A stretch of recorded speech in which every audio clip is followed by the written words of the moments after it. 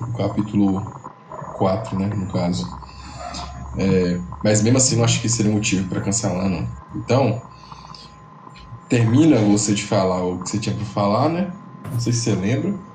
Aí o Sábio fala a parte dele e a gente discute também O alguma Sábio coisa. vai falar esse do transposition? Transposição? Não, termina aquele. Aí depois vocês falam o transposição. Ah, eu não entendi o que você falou do outro, do aprendizado em tempo de guerra. Você não conseguiu ler ele? Isso, não consegui ler. Nem um Na pouquinho? verdade, não foi.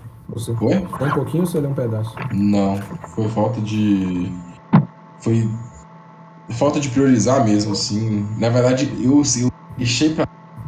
Só que acabou que no final de semana eu fui pro sítio da Mariana lá. Uhum, E lá, né, não deu pra fazer nada. Não tem internet, não tem nada. Como eu tava sem o PDF, uhum. aí acabou que eu ia ler amanhã, ontem, na verdade. Aí eu não li, porque eu tô apertado com os negócios aqui, mas foi falta de responsabilidade mesmo. Separar o tempo e tal. Boto fé. Bom, eu não. Pelo que eu me lembro, eu tinha falado boa parte já do último capítulo, só algumas coisas eu acho que eu queria destacar, mas eu nem sei se eu vou fazer questão, não. É, bom, eu vou só pegar a parte que ele fala. Pelo que eu me lembro, eu falei até a página 56. Depois disso, ele só fala um pouco sobre a questão da vocação e depois vai falar sobre os três inimigos, né? Os três inimigos que os estudantes, os intelectuais enfrentam nesse momento de guerra. Mas eu já tinha chegado a comentar esses três inimigos e as três técnicas que ele propõe, e acho que eu vou só falar sobre essa questão da, da vida intelectual, da forma como o C.S. Lewis trata aqui, né? Bom, então, primeiro ele vai falando sobre isso, né? Sobre essa questão. Primeiro ele vai falar que existe uma ideia, e eu particularmente nunca ouvi ninguém defendendo essa ideia assim. Ouvi alguém expressar uma opinião parecida com isso, mas defender essa ideia da forma como ele está falando aqui, né? Que ele fala, eu acho que foi Matheus Arnold quem primeiro usou o inglês, a palavra inglesa espiritual, no sentido do germânico Geistlich, Geistlich, acho que é assim que fala. E assim inaugurou essa tão perigosa e tão anticristã, esse tão perigoso e tão anticristão erro. Então ele vai falar que não existe nenhum trabalho. Eu falei que nunca vi ninguém defendendo porque me parece uma coisa muito óbvia, né? De que não existe um trabalho que seja intrinsecamente mais agradável a Deus. Como se, os exemplos que ele cita aqui, né? Como se o Beethoven, independente, não independentemente do que ele fizesse, mas como se a ocupação de vida do Beethoven fosse necessariamente mais agradável a Deus do que a profissão de um de um comerciante ou de qualquer trabalhador manual, né? Eu achei essa ideia muito óbvia, né? Nem vi muito motivo para entrar nela aqui não, mas talvez tenha algum motivo para ele ter entrado nela, né? Talvez alguém na época acreditava nisso. Mas então ele fala que no Senhor esses dois tipos de ocupação são igualmente agradáveis. O que convém é cada um fazer aquilo que Deus deu para ele, né? E ele diz fazer humildemente, como fazendo ao Senhor, mas sem que isso signifique também que cada um pode fazer qualquer coisa, né? Então, o que eu queria trazer para a gente aqui, principalmente, é essa parte, né? De talvez ele possa clarear alguma coisa para nós aqui, para quem procura ainda a sua vocação, né? Então, primeiro tendo isso em mente, qualquer coisa que se fizer deve se fazer para a glória de Deus, que não existe nenhuma profissão que seja essencialmente mais agradável a Deus. Uma pessoa ser intelectual, ser um padre, ser um teólogo, não tem nada de de mais agradável a Deus em si mesmo, né? O que agrada a Deus é fazer cada um, aquilo que Deus deu a cada um para fazer, né? Então ele vai falar que a criação, o contexto, né, de uma pessoa, os seus talentos e as suas circunstâncias são geralmente um índice tolerável da sua vocação. Bom, eu não sei se isso ajuda muito, né? A criação, o talento, a circunstância são comumente, constantemente, um índice tolerável para a sua vocação. Aí ele vai falar no caso das pessoas que estavam na Inglaterra naquela época, né? Os pais daquelas pessoas que estavam em Oxford na época, os pais tinham dinheiro, os pais quiseram mandar, eles quiseram estudar, o país deixou eles lá porque o país poderia ter convocado eles para a guerra, e enquanto tem gente em guerra, eles estão lá na plena condição de estudar. Então ele fala, olha, isso muito provavelmente, ele fala, uma evidência de primeira face, né? Uma evidência à primeira vista. Eu acho que isso significa assim, não que é óbvio, né? Mas seria assim, que pode ser que a gente, numa análise mais profunda, não seja, mas à primeira vista parece que sim, parece que é, né? Mas eu não sei se, no caso de um país em guerra, acho que ajudaria mais, né? Se a gente estivesse em guerra, se o Brasil estivesse em guerra, por exemplo, e nós estivéssemos nessa condição, mas eu acho que muitas vezes esse critério que ele está dando aqui falha, né? Tô pensando até no Gabriel agora. Teve dinheiro, teve condição, passou na faculdade, entrou, estudou, não foi para a guerra e, no entanto, sem deixar, né, o estudo de alguma forma, parece que tem encontrado a vocação em outro lugar, né? Então, eu não sei como é que foi a história do sábado, depois ele pode falar aí. Eu, particularmente, me sinto um pouco nessa condição aqui, mas ainda assim fico me perguntando, às vezes, qual que é a minha vocação, o que Deus quer que eu faça, né? Mas de qualquer forma já ajuda, né? A gente realmente, porque muitas vezes a gente fica orando, se perguntando, quando as condições à nossa volta e as pessoas à nossa volta já estão percebendo claramente, não, você tem que fazer isso, você parece que nasceu para isso, etc. Eu não sei o Gabriel, eu pelo menos não tive isso ainda com relação à vida intelectual, né? Eu já falei que eu desejo estudar mais, etc, mas ainda não recebi essa confirmação de alguém fora de mim, né? Mas olhando pelas circunstâncias que ele deu aqui, do crescimento, da circunstância, do fato de eu ter condição, de eu estar aqui, de eu ter passado na universidade, acho que posso considerar também uma evidência à primeira vista de que esse é o caminho, né? Então ele fala que nós devemos levar essa vocação sempre para a glória de Deus. Então, ele fala que nós devemos, né, se nós pararmos para pensar, a vocação de um intelectual. Isso ele falando para os ouvintes dele lá, né? Lembrando que ele estava falando isso justamente em Oxford.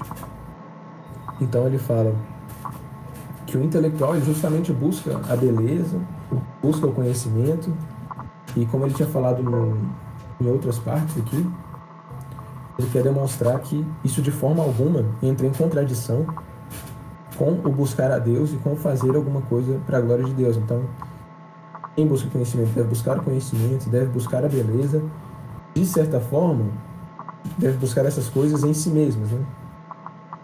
Mas buscá-las em si mesmas, o que é uma certa contradição, mas eu acho que foi isso mesmo que ele quis fazer, buscá-las em si mesmas para a glória de Deus.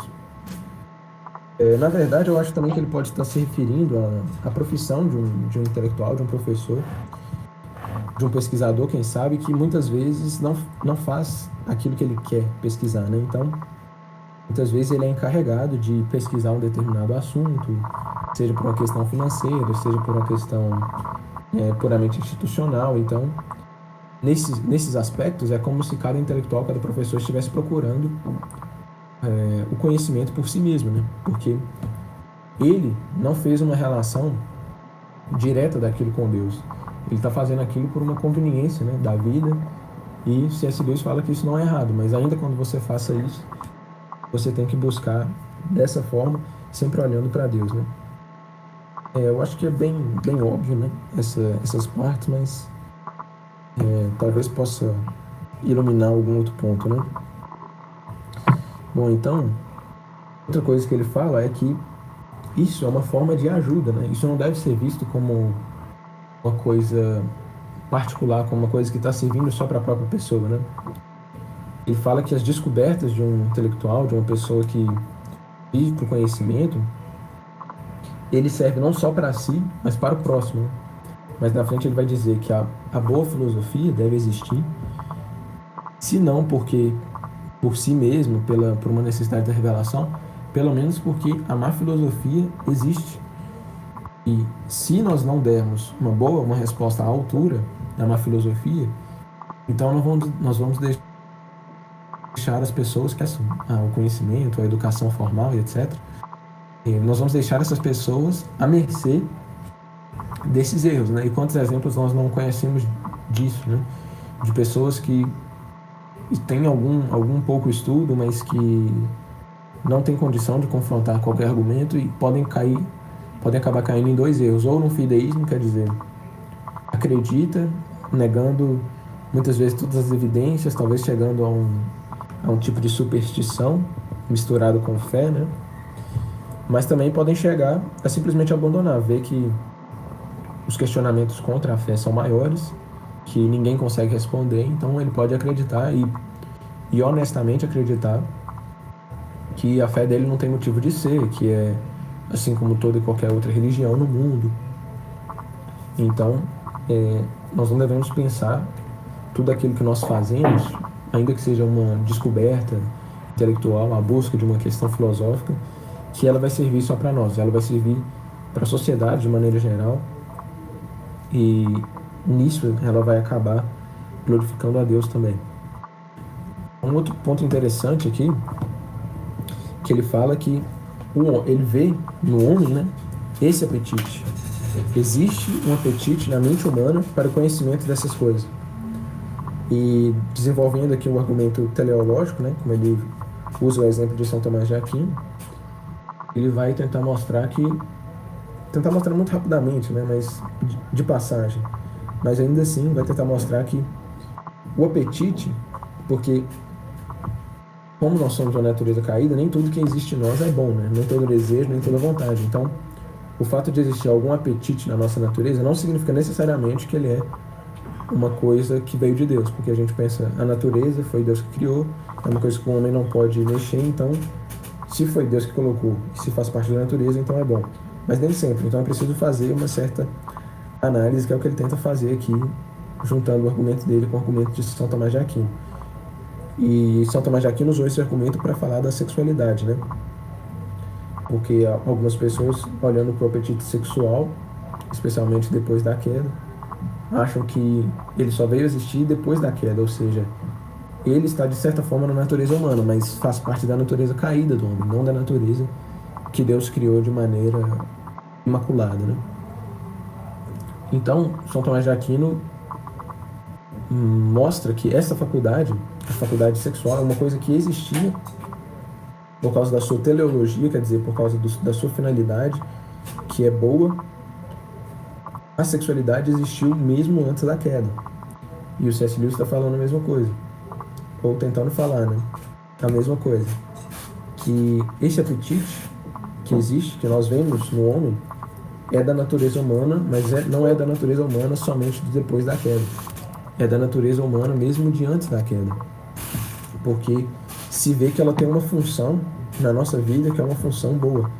Ela tem uma finalidade que é boa. Então, esse é o argumento teleológico de que, assim como o sexo, o desejo pelo conhecimento, o apetite que existe por isso na mente humana, ele é bom. Claro, se nós usamos bem, né? Mas ele é bom. Depois ele vai dar um certo aviso, né? Um alerta, falando que a vida intelectual não é o único caminho para Deus, nem é o mais seguro. Isso é muito interessante. Não é o único nem o mais seguro, mas nós encontramos ela como um caminho e pode ser que seja o nosso caminho. E no finalzinho ele fala que cada sucesso na vida de um intelectual aumenta o perigo de nós amarmos mais conhecimento do que amarmos mais o nosso conhecimento do que a coisa que é conhecida, né? Nós amamos mais que nós conheçamos do que a finalidade do nosso conhecimento e, no caso de Deus, né, o que se conhece. E como ele diz, cada sucesso, cada avanço que um intelectual tem na sua vida aumenta esse perigo, né? Aumenta esse perigo de amar mais a reputação do conhecimento, de amar mais o fato de sermos nós que conhecemos do que o conhecimento que leva a Deus. E ele fala que se isso se tornar irresistível, esse intelectual, esse professor deve desistir do seu trabalho, que é uma afirmação bem difícil, mas como ele falou de passagem, né, certamente deve ter alguns matizes, né? Uma outra coisa interessante que ele fala, e eu vou ali isso aqui, fala aí.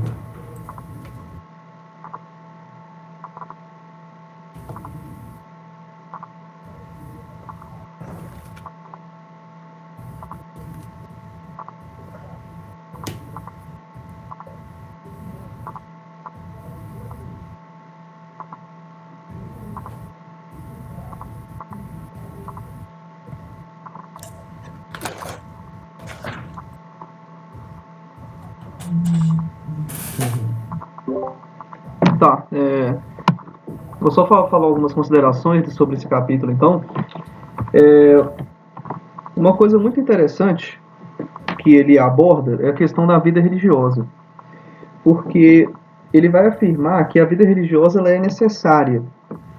Só que você tá rindo aí, seu vagabundo? Que foi? Você tá mutado. Tá me ouvindo? Que foi? Você tava me ouvindo ou não? Não. Você tá ouvindo o Gabriel? É que eu tava falando, pô.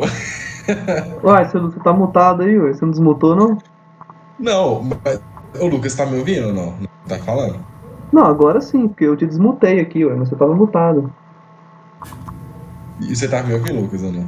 Não, velho, ninguém tava te ouvindo, você tava mutado. Oxe, que doideira, pô. Tava mutado no programa. Eu falei assim, ô Lucas. Ele respondeu. Não. Ó, mas enfim, vê se tá dando problema aí. Eu vou te mutar aqui, vê se você consegue desmutar. Vai.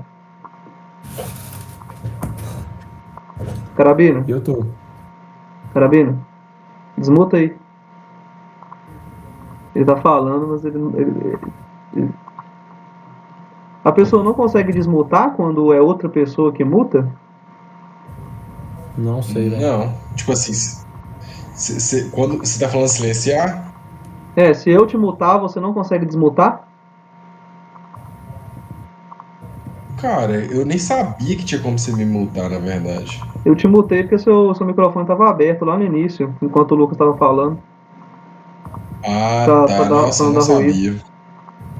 Eu não sabia que tinha como você multar, não. Que doideira. Entendi. Mas enfim, só fazendo um parênteses rapidão sobre essa questão de... até esqueci. Tá. Sobre a questão de que a gente busca o conhecimento, né, e tudo mais, vamos supor, chega num nível que a gente tem muito conhecimento e, querendo ou não, isso é visível, né, quando se compara a outras pessoas. Alô? A partir do momento... Você tá me ouvindo? Ó. Tô te ouvindo. O Lucas do nada saiu. Tá. Eu tô achando. Tá, beleza. Então, quando você tem muito... Não tô te ouvindo. Você consegue saber... Oi? Não, pode ir, tô ouvindo. Você consegue saber, lógico, né, sem ser arrogante, mas tem mais coisas, principalmente em questão bíblicas, né, e tudo mais. Então, eu fico pensando, né, tipo,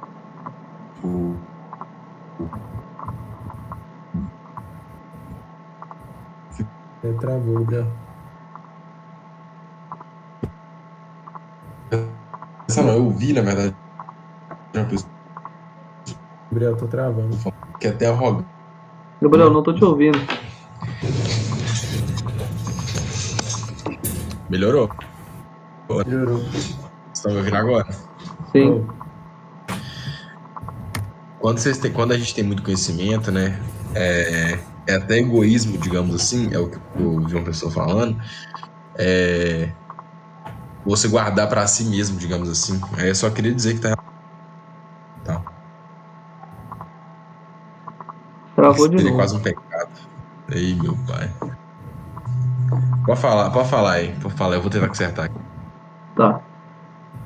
Aí uma das coisas que ele fala que é interessante é sobre a vida religiosa. Porque ele vai destacar que a vida religiosa ela é necessária, mas não é como as pessoas pensam que ela é. Por que isso acontece? Porque quando se fala de vida religiosa, geralmente as pessoas pensam em padres, em freiras, em pessoas que são totalmente consagradas à religião, de forma que a profissão da vida delas em si está relacionada com a religião. Ou então, ainda que você tenha uma profissão, aquilo está de alguma forma voltada para a religião. E na verdade não é isso que ele quer dizer com vida religiosa. Todas as pessoas têm a sua função e a sua vocação na sociedade. Você não precisa ser religioso nesse ponto para você ter vida religiosa.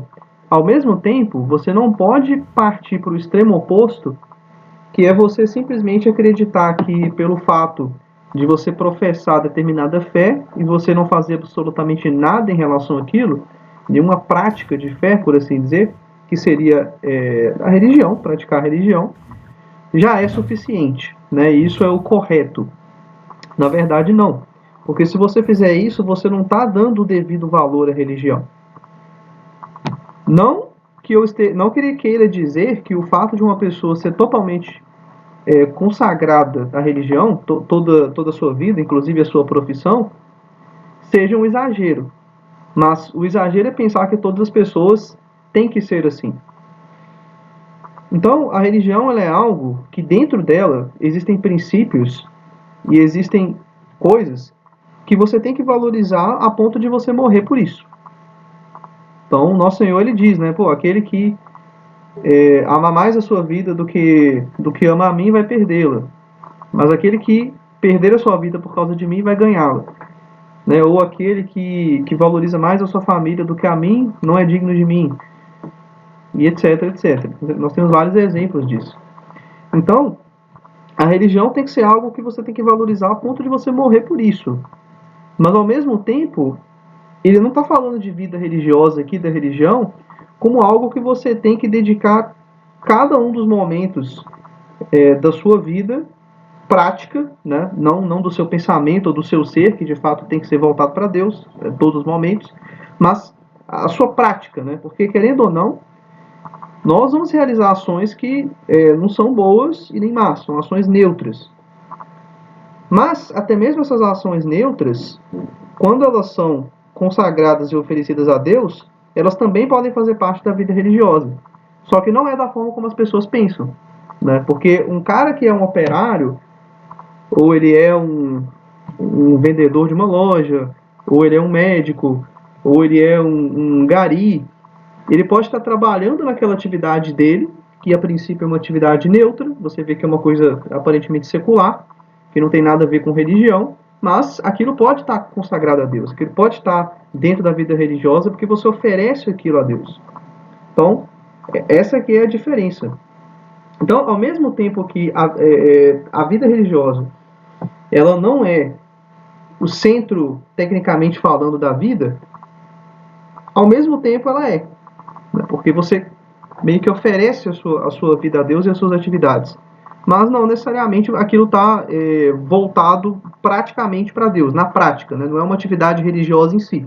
É uma atividade secular, mas ela foi santificada, por assim dizer. Então isso é uma das coisas que ele vai dizer aqui, né? Que é a questão, por exemplo, de oferecer o trabalho para Deus, fazer o que você deve, buscar a vontade de Deus em todas as coisas, né? Que não é uma ideia que ele deixa explícita aqui, mas eu acredito que é o que ele quis dizer com isso. Podem até dizer aí se vocês entenderam outra coisa disso que ele falou de vida religiosa. Então, nesse sentido, todos os trabalhos podem ser espirituais, né? Porque ele vai fazer essa diferença aí entre aquilo que é espiritual, né? Aquilo que é temporal.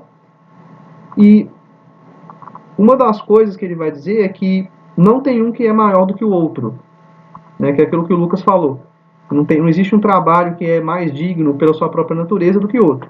Eu iria até mais além. Eu diria que tem alguns trabalhos que, logicamente, se eles não forem dignos, eles são menores de fato, né? Você não pode dizer, por exemplo, comparar, sei lá, uma pessoa ter um trabalho digno, por exemplo, com um ladrão ou prostituição, né? Que são vícios em si mesmos, que tem uma essência negativa, né? Uma essência má em si mesmos. E aí, ele vai falar sobre a vida intelectual. E é aquilo que o Lucas falou, né? A vida intelectual ela pode ser tanto um caminho para Deus, mas ela também pode ser um caminho para a soberba. A soberba que vem com o conhecimento. E aí, a vida intelectual, para algumas pessoas, aquelas que têm a vocação, aquelas que receberam um talento e que têm as condições, para alguns ela será um dever. Para outros, não. Isso dá para fazer um paralelo com uma das coisas que intelectuais do passado, grandes pedagogos, eles ensinavam. Né? Porque a ideia da educação no passado, que era uma educação mais personalizada, e agora no presente isso está voltando, era exatamente isso. Né? Fazer com que a pessoa fosse inteligente, ela fosse uma pessoa intelectual. E ela conseguisse andar com as próprias pernas. Né? Isso é o que o Olavo de Carvalho tenta, por exemplo, fazer na proposta de educação dele. Porque o curso de filosofia dele, em tese, não é para a pessoa que quer se dedicar 100% à filosofia. A ideia original do curso e do programa de ensino dele, por assim dizer, era que pessoas normais, que tinham profissões seculares, normais, elas pudessem entender filosofia e pudessem ter vida intelectual. Né? Como ele mesmo sempre teve ao longo da vida toda. A vida toda do Olavo de Carvalho, ele trabalhava e tinha a vida intelectual dele, onde que ele realizava aquilo que era plausível, né, dentro da sua capacidade para melhorar a sua vida intelectual. Então, talvez seja isso. Né? Nós, por exemplo, aqui, tanto eu quanto o Lucas quanto o Gabriel, a gente tem condição, né, de ter uma vida intelectual, a gente tem condição de ler alguma coisa, a gente tem condição de buscar a verdade. Hoje, muito mais que no passado, que a gente tem acesso à tecnologia, à internet, não precisa nem comprar livro, você pode ler na internet, PDF, Kindle, etc e tal, de forma que está muito mais acessível. Né? Mas o problema é justamente porque está mais acessível, também é maior o perigo de você cair na soberba do saber, que é o que ele vai dizer aqui. E aí ele vai citar aqueles inimigos do intelectual, né? Que estão relacionados com o contexto em que ele escreveu esse capítulo, que era um contexto de guerra. Então ele vai falar da ansiedade, da frustração, do medo que advém com a guerra, né? Que acaba elevando a preferência temporal das pessoas. Né? Pô, então eu posso morrer amanhã, então para que eu vou ficar lendo livro, vou ficar tendo vida intelectual? Mas na verdade isso tudo é uma armadilha. Né? Porque a vida intelectual, o conhecimento humano, ele sempre avançou. E o ser humano sempre esteve em guerra. Né? Isso é uma das coisas que ele fala. Olha, se você parar para pensar, se você começar a pensar dessa forma, você não faz nada na sua vida. Você não faz nada de longo prazo. Porque risco todos nós corremos. A nossa segurança e o nosso bem-estar está sempre em risco. Né? Seja maior ou menor, mas isso não deve impedir o avanço do conhecimento, da intelectualidade, da nossa espiritualidade, do nosso desenvolvimento como ser humano, como pessoa, nosso desenvolvimento da nossa alma, né? E uma das coisas também é que a guerra, ela faz com que as pessoas pensem mais sobre a morte. Então, no fim das contas, isso seria um aspecto positivo, porque isso faz com que as pessoas se aproximem mais de Deus. Quando a pessoa ela medita sobre a própria morte, sobre a própria finitude, ela começa a meditar sobre a eternidade. Quando as pessoas têm uma preferência temporal muito baixa, elas vivem muito alta, elas vivem muito no momento, elas só conseguem ver o que está debaixo do nariz, só conseguem viver o momento presente. Elas deixam de pensar nisso. Elas deixam de pensar na finitude da vida e na morte. Porque quando você vai morrer, tem alguma coisa depois. E como é que vai ser depois? Eu tenho que cuidar aqui porque eu sei que o que vai vir depois vai ser eterno. Então isso aproxima a pessoa de Deus. E Deus é a resposta para isso. Então essas são as coisas que eu achei que valeu a pena enfatizar desse capítulo. Vocês entenderam alguma coisa diferente quando ele falou sobre a vida religiosa? Não, entendi isso mesmo.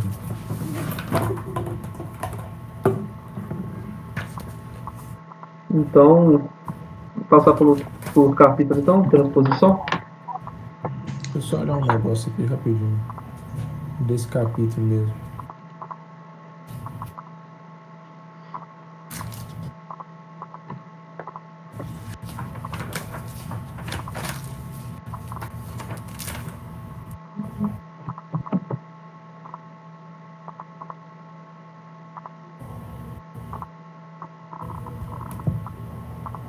Não, pode deixar, vamos pro próximo mesmo. Transposição. Tá, aí nesse capítulo, como o Gabriel começou a falar na semana passada, né? Ele fala um pouco sobre falar em línguas. E aí ele começa, né, explicando que aquilo que ocorreu, eu não sei, na verdade eu não sei se ele explicou isso ou se foi uma anotação que eu fiz aqui.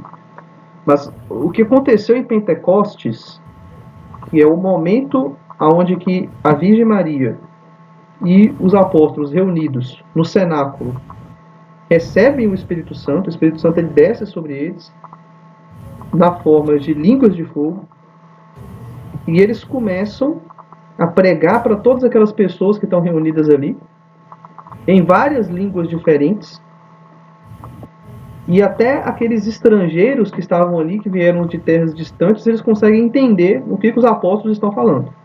E muitos se converteram nessa ocasião. Conta nas Sagradas Escrituras que milhares de pessoas se converteram ali nesse momento. Então, isso é diferente do tal dom de falar em línguas que nós observamos hoje, por exemplo, atualmente.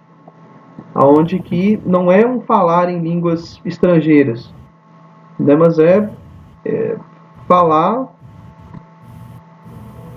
com certos fonemas, certas palavras que são ininteligíveis e que se dá em momentos espirituais ali, que as pessoas estão inflamadas, né, em um contexto religioso. E aí uma das coisas que ele vai tentar abordar nesse capítulo é justamente as críticas que se fazem a esse tipo de prática. Então ele vai meio que fazer uma defesa do dom de línguas, e ele vai fazer várias analogias para isso, né? Aqui dá para perceber melhor o estilo de escrita do C.S. Lewis, porque ele abusa das alegorias para tentar explicar essa questão. E aí ele começa com um problema, né? Igual a gente viu lá no Cristianismo Puro e Simples, que é a crítica em relação a isso. Porque não seria esse tal dom de línguas que as pessoas afirmam ser uma experiência espiritual, um mero caso que poderia ser explicado de forma natural, como sendo uma histeria ou um excesso de excitação nervosa, aonde que pode acontecer isso, a pessoa falar coisas inteligíveis. Não seria, então, apenas uma manifestação natural, como ocorre com outras experiências da vida? Como distinguir? Como dizer, essa é a diferença? Né? Então, uma das coisas que ele vai dizer primeiro é que o mundo das ideias, dos pensamentos, das nossas sensações, aliás, das nossas experiências, não conseguem ser, não tem como todas essas experiências e o que acontece na nossa mente ser exprimido, ser expresso perfeitamente pelas nossas sensações. Por quê? Porque a quantidade de experiências, de pensamentos, de ideias que nós temos na mente e que nós temos na nossa alma é tão maior em relação à quantidade de sensações que nós podemos ter, que uma mesma sensação ela vai exprimir mais de uma experiência na nossa alma, na nossa mente. Dessa forma, ele vai dar um exemplo de um homem que, por exemplo, quando ele vai assistir uma peça, né, de musical, um concerto musical, ele tem um frio na barriga e uma náusea. Peraí, mas a náusea não é uma sensação ruim? Que se ele tivesse fora daquele contexto, para ele seria muito desagradável? Sim, mas só que nessa ocasião para ele é agradável. Porque as sensações do corpo dele não conseguem exprimir essa experiência que ele está tendo. Mas ele sabe que ela é boa. Então, no fim das contas, a forma como o nosso corpo reage naturalmente não significa que aquela pessoa que observa externamente aquela sensação, aquela expressão que nós estamos fazendo, ela vai entender o que se passa na nossa mente ou na nossa alma. Porque o que se passa lá e aquilo que se expressa são coisas diferentes. E se você simplesmente analisar o que a pessoa faz externamente e dizer, olha, é isso que essa pessoa está sentindo, você não vai conseguir entender o que está acontecendo. Porque aquilo que acontece no plano espiritual, na nossa mente, nas ideias, é muito mais complexo e a gama de experiências é muito maior do que a gente consegue expressar por meio de sensações físicas. Se qualquer pessoa dissesse o contrário disso, então a gente poderia concluir que uma pessoa que está apaixonada, por exemplo, está tendo a mesma experiência do que quando uma pessoa vai fazer uma prova, né? Porque você pode ter o mesmo frio na barriga, você pode suar frio, o seu coração pode bater mais forte. Ah, então isso aí é porque ele tá aflito, ele está com medo. Não, ele está apaixonado, ele chegou a mulher que ele gosta ali, né? Ele teve essas sensações. Então não dá para simplesmente determinar meramente pelas sensações externas o que se passa na cabeça da pessoa. Basicamente é esse o argumento dele. Então, tudo isso para tentar provar a afirmação de que os sentidos eles são limitados para expressar emoções. É isso. Então, o que seria a transposição para o C.S. Lewis? Talvez seja isso que o Gabriel ficou um pouco com dúvida, que ele falou que ele realmente aqui ele usa muitas alegorias e uma linguagem mais prolixa, por assim dizer. Pode falar, o que você queria falar? Foi isso mesmo, só estou confirmando. Então, o que ele vai dizer que é essa transposição? A transposição é quando você precisa expressar algo de um meio que é mais rico em um meio que é mais pobre. Ah, não entendi.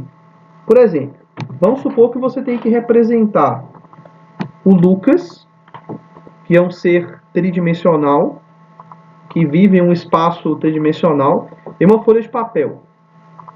Isso é difícil, porque a folha de papel é um meio mais pobre do que é o meio tridimensional. A folha de papel só tem 2 dimensões. O nosso mundo externo tem 3 dimensões. Então, para exprimir o que é o Lucas, a imagem do Lucas em uma folha de papel, é mais difícil. A pessoa tem que ter muita habilidade, ela tem que usar o jogo de sombras, ela tem que saber um pouco de desenho, para que alguém consiga ver aquilo no papel e falar, ah, isso daqui é o Lucas. Entendi. Se a pessoa não tiver essa habilidade, vai ser mais difícil. Então, a transposição é quando você tenta passar algo de um meio que é mais rico e é muito mais complexo para o meio que é mais pobre. Então, o maior problema com a transposição é que quando você tem uma pessoa que vive no plano mais inferior, essa pessoa tem dificuldade em entender aquilo que está no plano superior. Então, nós, por exemplo, que vivemos em um mundo tridimensional, a gente consegue entender muito facilmente uma coisa que é exprimida em 2 dimensões. Porque o plano bidimensional ele está abaixo de nós. Mas para a gente entender, por exemplo, conceitos complexos de quarta dimensão, quinta dimensão, ou como seria vislumbrar isso, é muito difícil. Então, isso é uma coisa que a gente já falou lá no Cristianismo Puro e Simples, ele está usando uma alegoria parecida. Né? Um ser bidimensional, ele teria problemas de entender o nosso mundo. Por exemplo, um valete que vive no mundo das cartas, que é o mundo bidimensional, ele teria dificuldade em entender um ser tridimensional. Precisaria de muita imaginação para isso. Então, por que ele fala tudo isso? Porque o mundo espiritual, ele é um meio muito mais rico e muito mais complexo do que o meio que a gente vive, que é um meio temporal. É um meio que tem finitude. Já o plano espiritual, que está na eternidade, ele é muito complexo e ele tem coisas tão inefáveis e tão inexplicáveis que fica difícil de tentar exprimir aqui no plano inferior. E para nós que estamos nesse plano inferior, é difícil entender o plano superior. Então a transposição seria tentar trazer um pouco desse meio que é mais rico para esse meio que é inferior. Então, por que aquelas pessoas que veem experiências espirituais e que conseguem simplesmente enxergar as sensações externas, elas têm dificuldade de entender? Porque quando você não tem vida espiritual, você vai ter dificuldade de entender a transposição. Porque quando você não tem vida espiritual, você observa apenas o que se passa no mundo material. Você vê todas as coisas de forma material. Então você não consegue sequer vislumbrar um pedaço da essência do espiritual. Sendo assim, você não vai conseguir entender a transposição. Você não vai conseguir entender quando alguém falar de coisas espirituais, porque você está vivendo só aqui no plano inferior. Você só vê aquilo que está na matéria e no tempo. E aí ele vai explicar finalmente então que isso é o que se trata, é disso que se trata em relação ao dom de línguas. Que a pessoa pode olhar externamente e falar, olha, isso daqui é uma histeria, isso daqui é uma excitação nervosa. Mas na verdade isso é apenas como o corpo reage a uma experiência espiritual. E ao mesmo tempo, a transposição ela pode se dar do meio inferior para o meio superior, que é o que nós esperamos quando a gente morrer. A gente vai passar desse plano inferior para um plano superior, que é o plano transcendente de Deus, que não irá destruir a nossa essência. Né? A nossa essência não vai ser destruída, a gente vai ser incorporado em Deus como se fosse uma massa de modelar. A gente vai permanecer com a nossa essência e nós vamos entrar nessa realidade. Mas, o que acontece? A análise a partir do plano inferior, ela sempre pode ser feita. Então, o cara que é o valete, ele pode dizer assim, ah não, o cara que é tridimensional, ele não existe. Porque aqui no meu plano, eu só vejo linhas. Porque quando o ser tridimensional passa aqui, ele deixa linhas, e o que eu consigo ver é isso, e isso é igual eu. Ele é igual eu, ele é tipo do plano bidimensional aqui, esse negócio de plano tridimensional não existe. Então, a análise a partir do plano inferior sempre poderá ser feita, porque aquele que vive no plano inferior, ele só vai conseguir enxergar aquilo que está no plano dele. Então, sempre haverão evidências de que a religião é um fenômeno meramente psicológico, ou um fenômeno meramente físico, ou histérico. Né? Isso sempre vai existir, porque você sempre pode fazer a análise a partir do plano inferior, quando você não tem a vida espiritual. E aí ele dá o exemplo no livro de uma mãe que vivia no mundo real, né, normal, só que ela foi presa e ela era forçada a viver numa masmorra, onde não dava para ver o mundo externo. E ela teve um filho lá. E aí ela tenta explicar para o filho como é o mundo do lado de fora, com desenhos que ela faz numa caderneta que ela tem. E aí o filho, ele fala que ele entende aquilo, né? E aí chega um momento que a mãe fala para ele, olha, mas você não acha que o mundo externo ele é desenhos no caderno, não, né? Eles são coisas físicas, como nós, assim e tal. E aí o filho não entende nada. Aquilo bagunça a cabeça dele, porque na cabeça dele tudo era desenho. Eram linhas desenhadas no papel, mas na verdade não é assim. Então ele não conseguiu entender a transposição. Né? E aí precisaria passar para o mundo real e ver aquilo para ele acreditar. Então, a transposição é isso. Entendi. E vocês estão me ouvindo? Só para conferir.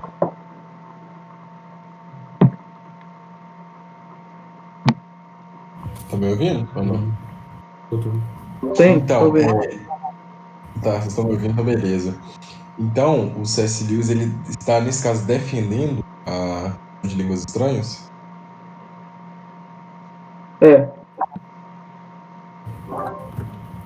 Defendendo, mas não particularmente, né? Ele não está defendendo só o dom de línguas, ele está defendendo que qualquer fenômeno espiritual, qualquer manifestação de uma realidade superior, a Sim. forma como nós vamos ver ela vai ser sempre de uma maneira inferior também. Nós vamos sempre ver ela de uma maneira, digamos, incrédula, estranha. Sim. E de certa forma ele está até justificando a reação dessas pessoas, né? Não justificando, falando que elas estão corretas moralmente de fazer, mas dizer que é realmente isso que ele está vendo é verdade. Ele está realmente está sendo verdadeiro ou, sei lá, honesto naquilo que ele está dizendo, no sentido de que qualquer transposição vai ser vista de baixo como algo estranho ou como algo inexistente também. Sim, mas vocês acham que com essa fala ele está se posicionando a favor, acreditando em línguas estranhas e essas coisas assim? Ou não necessariamente?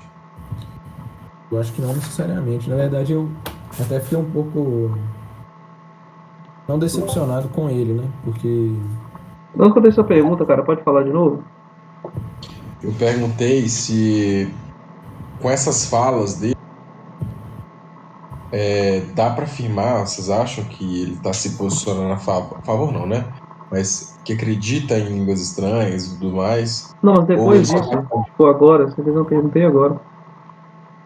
Desculpa, não entendi. Não, depois disso, você fez uma pergunta aí agora, tipo, agora. Então, foi isso. Foi? Ou Ah, tá. aí eu falei assim, ou não necessariamente.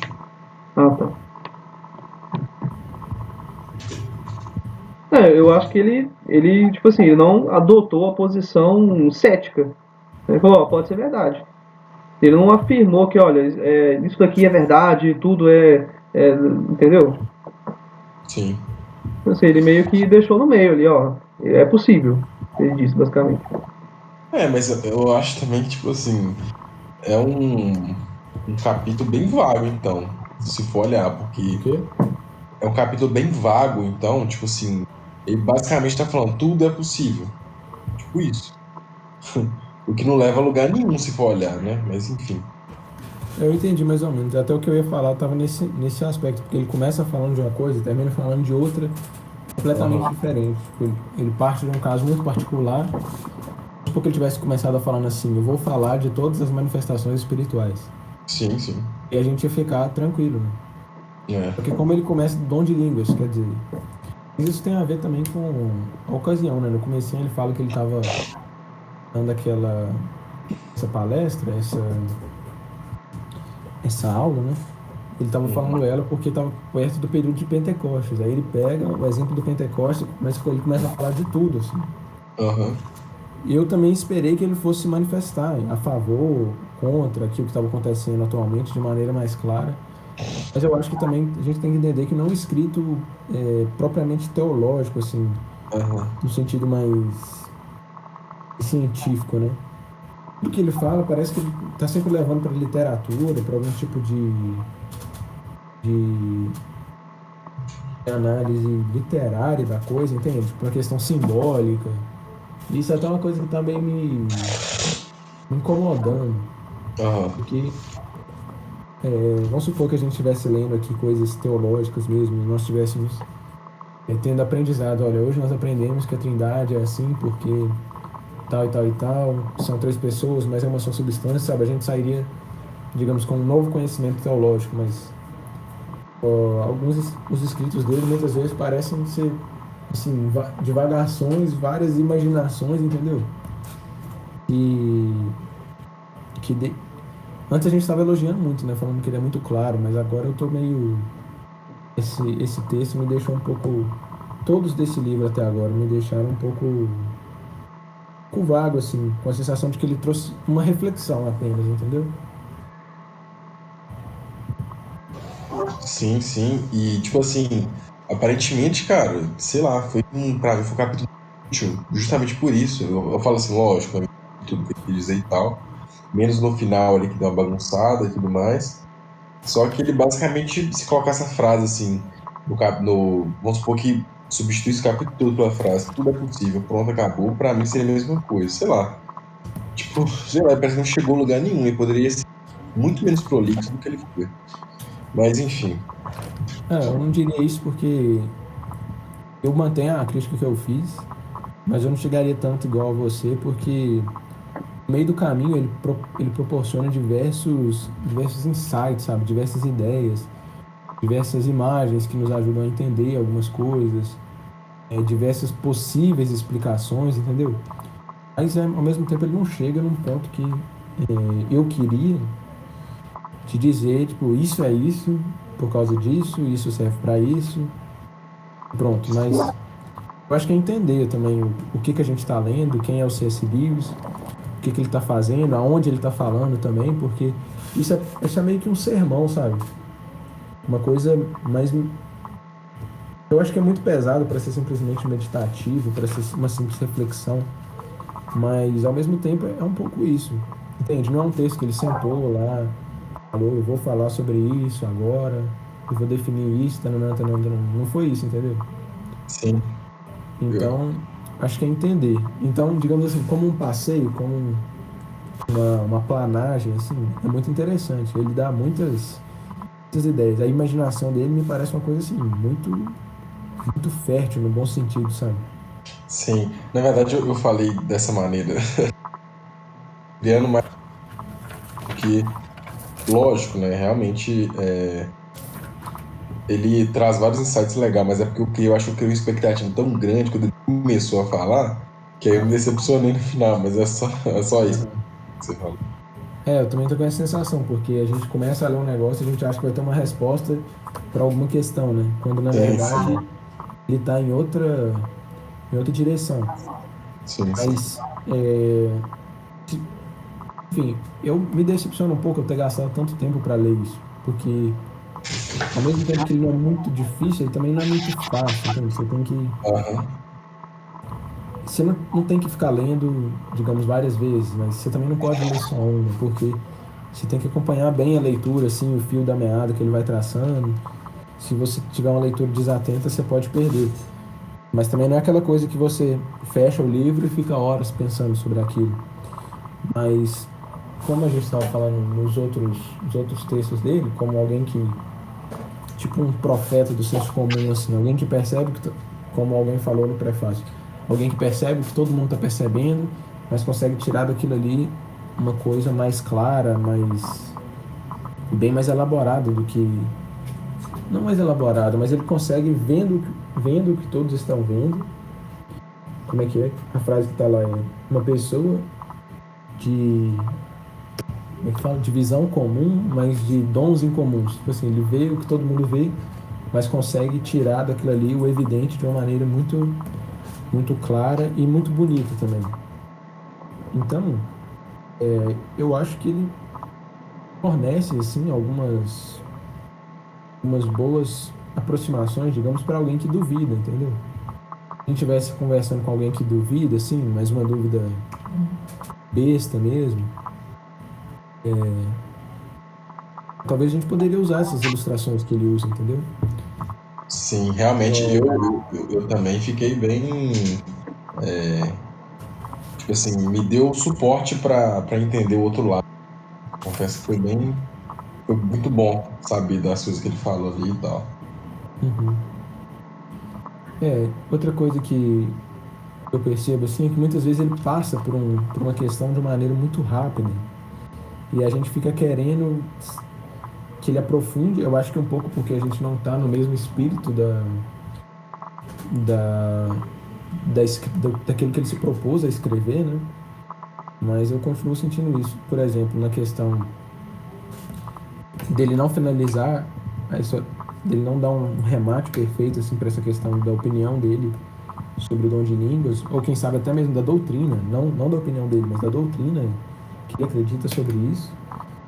Outra coisa, ele começa a falar aqui, ele fala: eu suspeito que, exceto um milagre direto de Deus, a experiência espiritual nunca pode ser conhecida pela introspecção. Ele vai falar que quando nós tentamos olhar para nós mesmos e perceber a nossa própria condição espiritual, a única coisa que nós vamos perceber é a transposição disso no nosso espírito. Ou seja, o que eu entendo aqui, ou pelo menos uma consequência disso que ele está falando, é que a certeza da salvação, do modo como muitas pessoas acreditam, é impossível. E ele fala até que fazer isso, ele fala isso no Cristianismo Puro e Simples também, fazer isso vai, na melhor das hipóteses, nós vamos perceber a transposição no nosso intelecto, na nossa emoção, na nossa imaginação, e na pior, pode ser o caminho mais rápido para a presunção ou desespero. Eu estou querendo, desde o Cristianismo Puro e Simples, que ele me dê a opinião dele sobre a questão da salvação, se ele é luterano, se ele é católico nesse aspecto, com respeito à certeza da salvação, se ele é daqui, se ele é de lá, entendeu? Mas ele fala isso rapidamente, assim, eu fico imaginando coisas sobre o que ele está querendo dizer, mas ele já muda de ponto e tal, e segue falando, entendeu?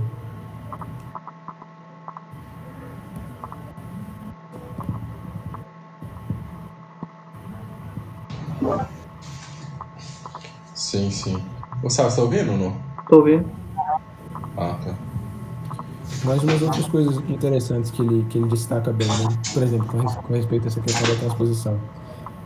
Dele falar que, por exemplo, a explicação que ele dá, ou que ele diz que pode ajudar a dar com respeito à encarnação, uma coisa interessante.